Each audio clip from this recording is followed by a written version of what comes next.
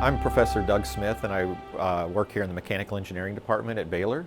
And so I do teaching and research in mechanical engineering, and primarily focusing on how, I guess to some extent, the interaction between what we design and how we manufacture it. So everything that we design as engineers has to be built, and the closer that those two areas can talk to each other, the better off everybody is. So we'd like to integrate in the manufacturing aspects into our design process, and so that we can design things better to know what we're going to get on the manufacturing side.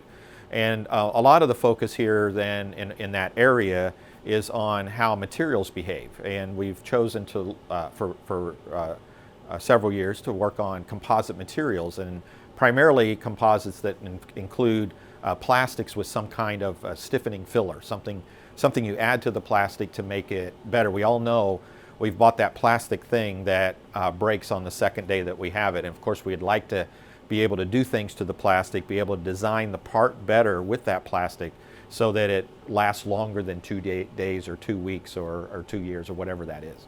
So we work on different processes that basically look at how you take plastics and make something out of them, and how that process of making it affects the final product.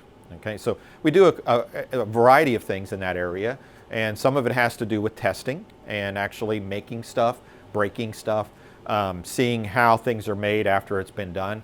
And then there's a lot of it that has to do with computer simulation, because we can learn a lot from actually simulating the process of putting the plastic in place, for example, and how that affects the stiffening aspects of the plastic. And so we spend time kind of in both of those areas. One, just because sometimes you can simulate things on the computer, be able to look at how numerically how you calculate aspects of the part, and get a view into the part that there's no way you could ever measure that or look at it in the lab. And then there's things that are very difficult to model. It may take a long time to be able to figure out how to make the model on the computer to do what you want it to do.